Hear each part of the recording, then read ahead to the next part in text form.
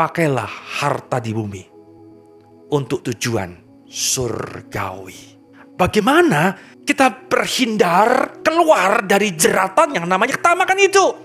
Saudaraku, Yesus menyajikan akar masalah yang dimiliki oleh semua manusia.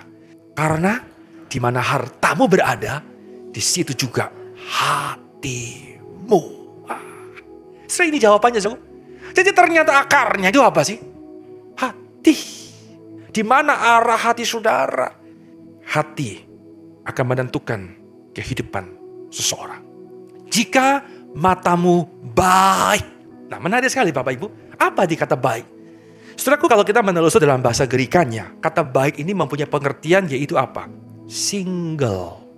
Jikalau matamu itu baik, jikalau matamu itu single, artinya apa? Kalau seseorang mempunyai single minded. Setelah Tuhan ingin, kalau Anda ingin terbebas daripada ketamakan dalam hati kita, pertama-tama milikilah fokus yang hanya satu dalam hidup ini. Hanya satu yang kamu sudah lihat, bukan banyak hal, hanya satu. Saudaraku, kerajaan Allah dan kebenaran, inilah yang seharusnya menjadi cara pandang seorang percaya. Carilah dahulu kerajaan Allah. Artinya apa? Milikilah mata yang single minded. Anda boleh bekerja, Anda boleh berkeluarga, Anda boleh mengerjakan apapun dalam hidup ini dengan optimal.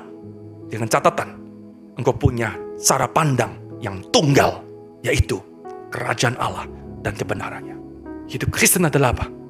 Single minded. Engkau punya cara pandang yang tunggal, kerajaan Allah dan kebenarannya. Apa lawan kata single minded? Saya bantu terjemah ini. Distracted. Apa itu distracted? Distracted artinya gini, orang tidak bisa fokus, gitu loh, tidak bisa fokus. Kalau single minded itu fokus, satu, fokus, tunggal. Kalau distracted itu gampang teralihkan, namanya Indonesia distraksi. Sehingga fokusnya nggak tunggal lagi. Orang yang terdistraksi, tidak fokus. Kemudian mulai muncul ada tawaran A, tawaran B. Wah menarik ya, menarik ya, menarik ya, bagus ya, bagus ya.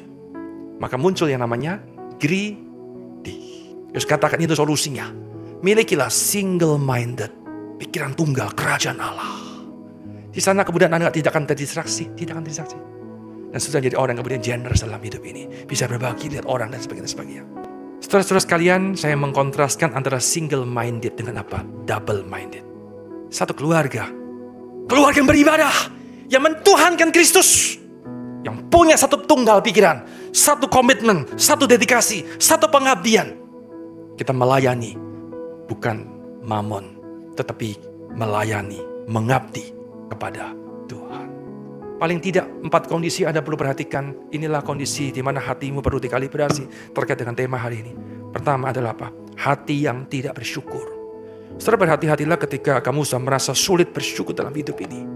Orang yang bersyukur adalah orang yang sadar bahwa dirinya tidak berhak atas apapun yang dimiliki dan dinikmati. Yang kedua, keinginan hati. Saudaraku, berhati-hati dengan keinginan. Ini sebuah keinginan yang liar. Pengen, semua pengen. Bisa menenggelamkan hidup kita. Yang ketiga, hati yang tidak pernah puas. Tidak pernah puas. Inilah ciri-ciri orang yang serakah. Inilah orang yang tamak. Yang pada terakhir yang keempat adalah orang yang iri hati. Iri hati adalah orang yang selalu membanding-bandingkan. Jangan membandingkan, bro. Ketika muncul simptom ini, please, kalibrasi hatimu. Kalibrasi. Terus luruskan. Kembalikan dalam standar Tuhan. Di sanalah saudara menjadi orang kemudian bisa memakai harta di bumi untuk tujuan surgawi.